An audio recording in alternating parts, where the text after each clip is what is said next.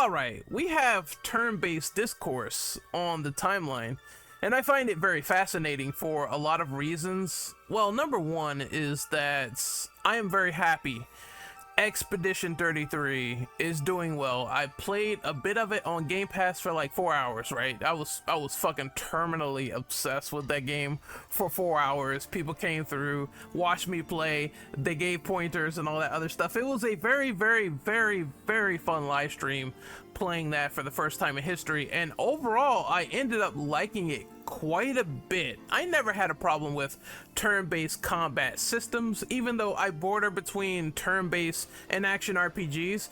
I felt for the longest time that action RPGs, that was my jam because I'm a hack and slash fan.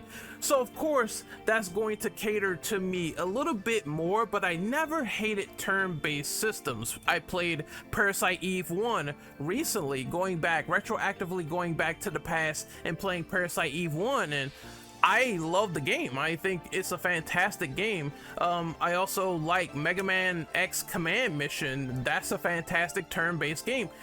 I'm not against turn-based or ATB systems whatsoever.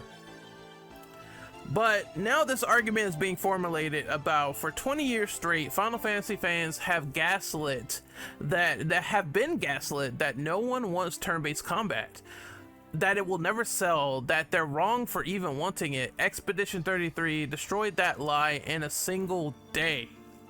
So the thing with this argument in particular is that it seems like he's saying, oh, Final Fantasy fans are gaslighting people that no one wants this particular system.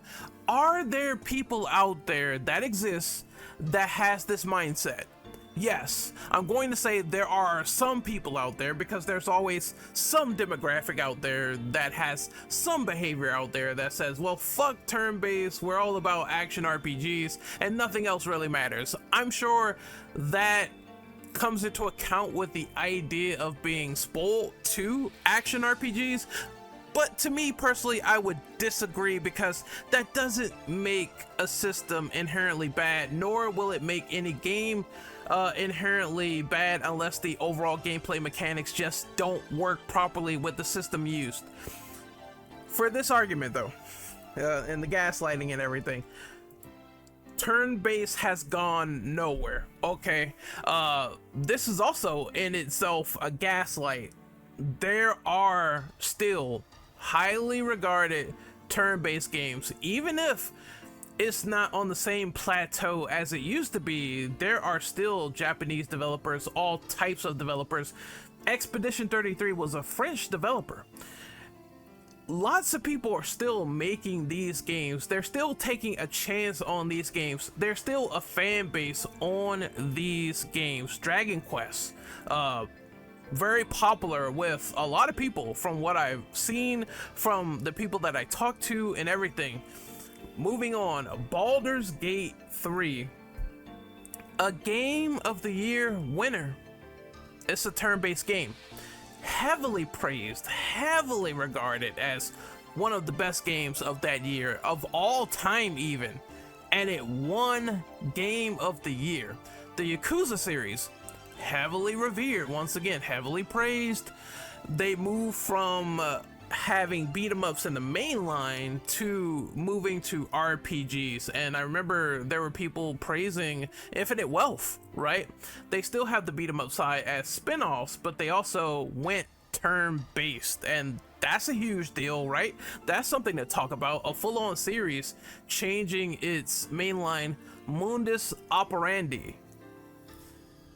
Let's move on some more. Okay, everyone is living in different realities. There's also Metaphor, Fantazo, Refantazo, and that got heavy praise. Atlas is still doing the business for JRPGs and turn-based RPG systems.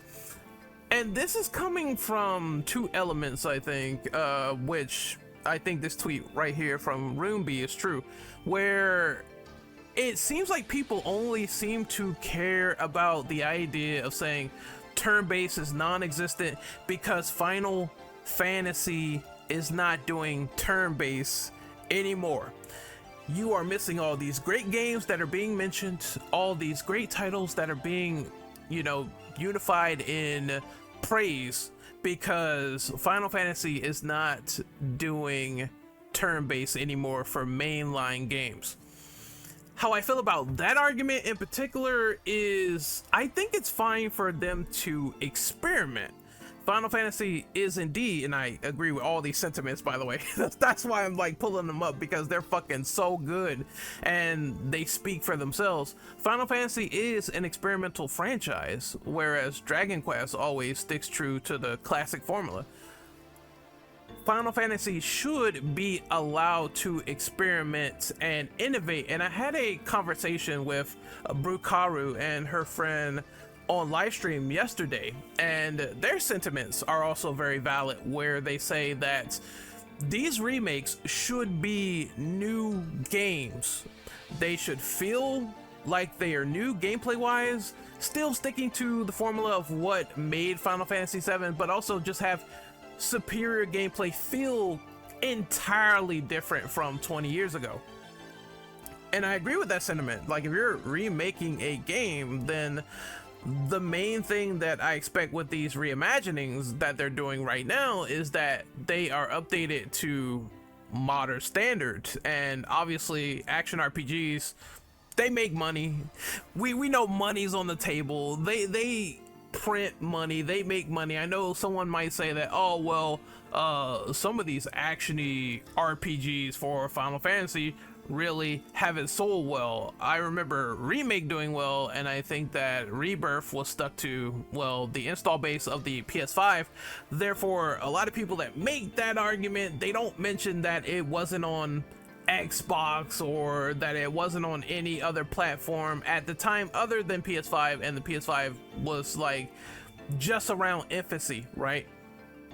So of course, a no-brainer. If it was different, if it had the same install base as the PS4, which is more, or which was more than the PS5 at the time, it would have sold like crazy. All right, so we have to think about those different scenarios, but still, those action RPGs are still super popular, and that's not to diminish turn-based whatsoever. I want to see more turn-based games going forward in the future, but they still exist.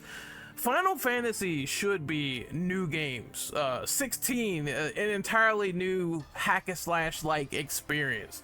The more they experiment, the more intrigue is going to be there, and I think that will risk stagnation, because if you just go back to the past, go back to the vault and say we're just going to make Final Fantasy VIII the same JRPG turn-based game as it was before, people are gonna say, well, I played the remaster, so the best thing you're doing is pretty graphics and that's it, right? You're gonna have those people as well. It's going to happen, as opposed to saying, oh, it's a entirely new game with some of the best graphics and some of the rearranged gameplay in the mix, while adding in some of those features from the old gameplay and just revising it, making it feel better. That's what a remake is supposed to do.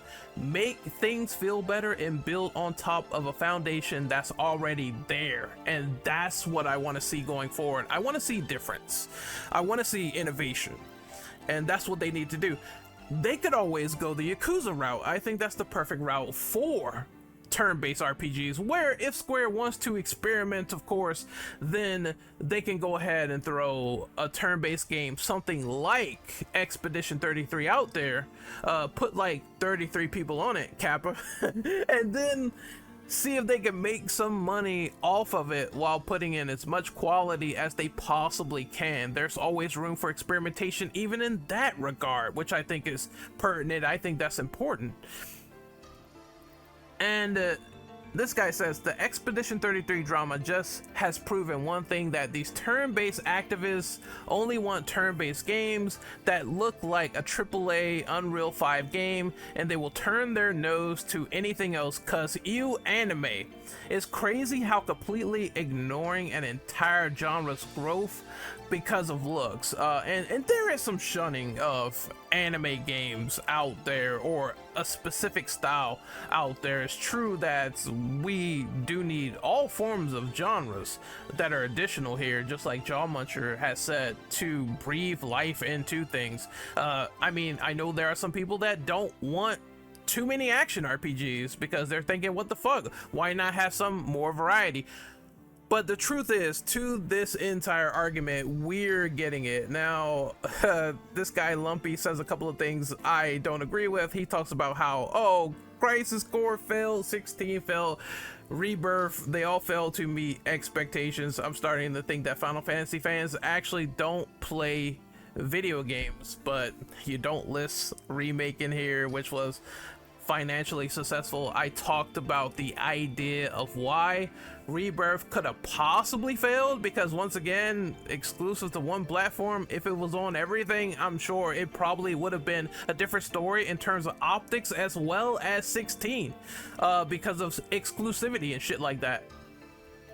So it's not the fact that people don't care about turn-based. I think it's just due to people who also want to see it return, but only specifically care if it's in Final Fantasy or not. But that doesn't neglect that you're not getting great games, you're not getting turn-based games in the Dragon's Quest franchise, that more people won't take risks due to Expedition 33. So if anything, I think it offered a very intense but also conversation piece as to how the future is going to move forward, and if it moves bright with not only good RPGs and good remasters. We got Oblivion as well, a good fucking action RPG that got remastered that a lot of people are playing, Western RPGs, JRPGs, all this stuff can still come into the fold, and if it's good, people are gonna show up for it regardless. And I think that's the main cap of this conversation, is that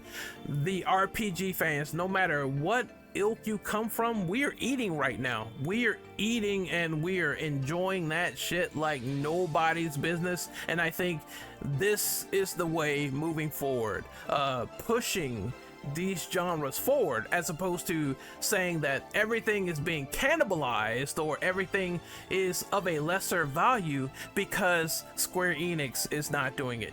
Is Square Enix a company where they have problems? Yes, they sold off all of their Western IPs, right? When they sold off Tomb Raider, I'm like, what the hell are you guys doing? That makes no sense whatsoever. What is going on over there, right? But we all know from a company standpoint, they are heavily just throwing their stuff away. Their NFT presidents, also not really the best thing in the world, right? But they put all chips in on Final Fantasy. I want Square to have more variety, and I think this is the way to go. I think the bigger problem is just putting all chips on Final Fantasy and not having conversations like, what about a Parasite Eve, or what about bringing in stuff from the past? I want to see the bouncer again, like bring that stuff back in, where it's like different genres fueling the company. You're taking a chance on your older stuff. Be like Squaresoft again. And I think that's an important conversation to be had for sure. So what do you think about this topic of people saying that, well, for the longest time, these turn-based RPGs were shunned when they do really exist in differing forms in media, and there's this slight against action RPGs. Like I said, I like both. Both can exist on the plane of existence.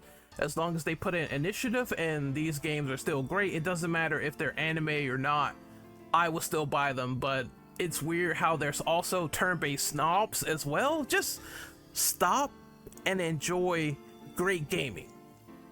That is my opinion on this subject. Hopefully you guys really enjoyed this video. You found it interesting, informative, and agreeable in a lot of ways. And I will see you guys next time. Tell me what you think of the whole turn-based resurgence and other studios doing them, and people turning a blind eye to heavily praise turn-based games. What do you think of turn-based and action RPGs? Sign off in the comment section below. I will see you guys next time. Keep it stylish and be good people. See you later.